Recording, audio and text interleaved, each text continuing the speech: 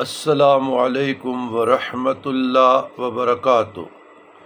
اللہم صلی علی سیدنا محمد وعلی آل سیدنا محمد بعدد کل ذرۃ مئتا الف مرۃ وبارک وسلم۔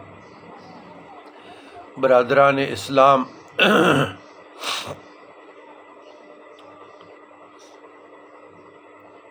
خواص سورہ الشعراء،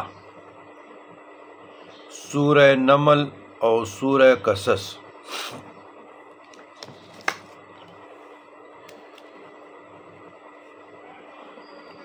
عزیزان گرامی، یاد رکھیے گا، بعض لوگ کمنٹس کرتے ہیں تو مجھے بتایا گیا کہ مختلف قسم کے کمنٹس ہو رہے ہیں، تو اس پہ پھر ہم وقت کے مناسبت سے جواب دیتے ہیں۔ تو ضروری نہیں کہ جس طرح میں ابھی سفر میں تھا، آج پہنچا ہوں، تو ضروری نہیں کہ میں خود ہی کمنٹس کروں یا اس پہ جواب دوں۔ بارہا میں بتا چکا ہوں اور ابھی بھی آپ لوگوں کو بتا رہا ہوں کہ ہم ہیں گروہ صوفیاء سے،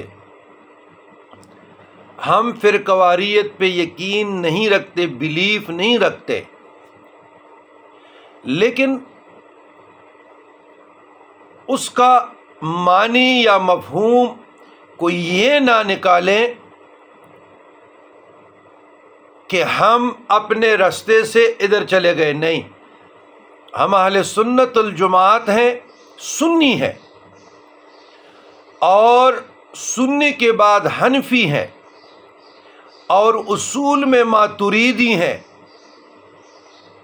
پھر مشرباً، مذہباً اور نسباً یہ علیحدہ چیزیں ہیں۔ پھر ہم قادری ہیں، چشتی ہے، سہروردی ہے، نقشبندی ہے، شاذلی ہے اور رفاعی ہے۔ ٹھیک ہے، فضائل اہل بیت قرآن اور سنت کی روشنی میں بیان کرتے رہیں گے، فرض عین ہے۔ اور ایک امام نسائی نے ایک کتاب لکھی، خصائص علی، وہ آپ پڑھیں، اور اسی کتاب کی وجہ سے ان کو شہید کیا گیا۔ اسی طرح خلفائے راشدین ہیں، اسی طرح صحابہ کرام ہیں، امہات المؤمنین ہیں، اور پھر امت کے محدثین، فقہاء کرام یا اولیاء اللہ ہیں۔ یہ ہمارے عقائد میں سے اولین ترجیحات میں شامل ہے۔ تو حدیث ثقلین بھی میں سمجھ رہا ہوں کہ قرآن اور اطرت آخری خطبہ امت پہ فرضیت رکھتا ہے، میری رائے ہے، لیکن ساتھ جلیل القدر صحابہ کرام سے، جس نے اسلام کے لیے قربانیاں دی ہیں، اللہ کے لیے دی ہے، مصطفیٰ کریم صلی اللہ علیہ وسلم کے لیے قربانیاں دی ہیں، اس پہ لعن، اس پہ طعن، شب و ستم برداشت نہیں کریں گے۔ ہاں، جہاں جہاں پہ مسائل آتے ہیں تو مسائل کو قریدنے کے بعد، ریسرچ کے بعد، اس میں سے کچھ ایسی باتیں نکل آتی ہے کہ وہ امت کو سکھانے کے لیے، تعلیم اور تربیت کے لیے، وہ عقائد کا حصہ توڑا ہے۔ اب بات یہ ہے، اگر کوئی بہت بڑے تحریک کا بانی ہے اور وہ بلنڈر کر رہا ہے یا غلطی کر رہا ہے، یا کسی کی قصائد گائیں گے، گانے گائیں گے اور رسمیات کو امت پر مسلط کریں گے، تو ہم اس کے تابع توڑے ہیں۔ ہم تابع ہیں قرآن اور سنت کے۔ وَأُولِي الْأَمْرِ مِنْكُمْ، اولي الامر میں یہ توڑا آتا ہے۔ تو اس لیے کہ اس کی وضاحت میں ضروری سمجھتا تھا، کیونکہ میں نے آج جو کمنٹس پڑھے تو بھائی بات یہ ہے کہ یہ جو ہمارا چینل ہے یہ اصلاح نفس اصلاح معاشرہ کے لیے ہے۔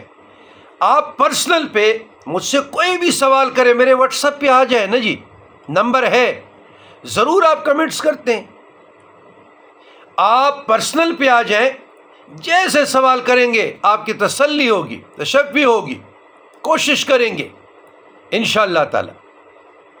لیکن اس وقت پرفتن دور ہے، امت کو جوڑنے کی کوشش ہو جائے۔ تعلیمات صوفیاء ہی واحد راستہ ہے کہ یہی صوفیاء کی جنجیر امت کو اکٹھی کر سکتی ہے اور کوئی تحریک نہیں کر سکتا۔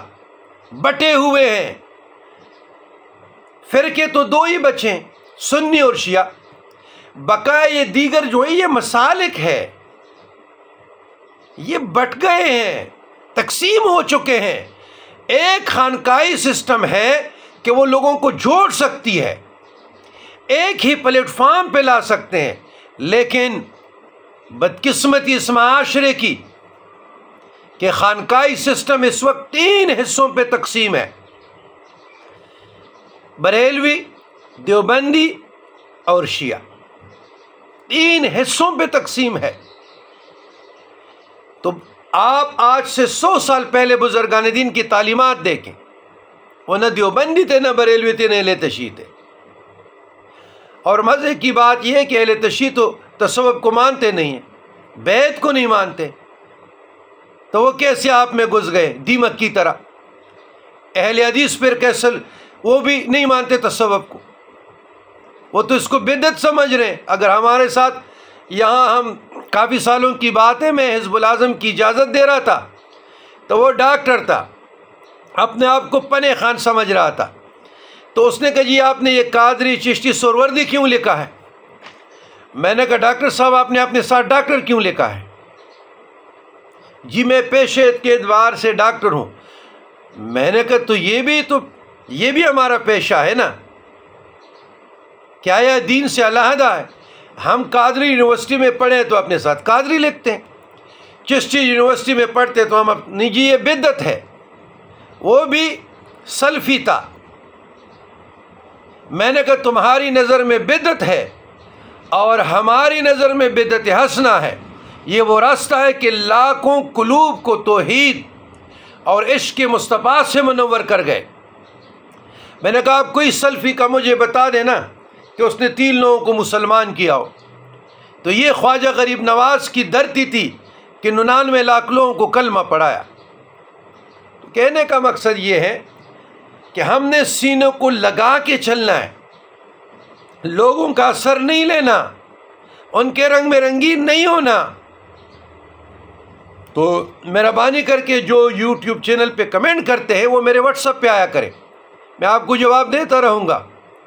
اور ضروری نہیں کہ ہر میسج میں دیکھوں، کوئی اور بھی دیکھ سکتا ہے، لیکن چیک اینڈ بیلنس کے لیے اور بھی دیکھ رہا ہے، کیونکہ ہمارا تو بہت سوشل میڈیا نیٹ ورک ہے، کس کس کو ہم دیکھیں گے؟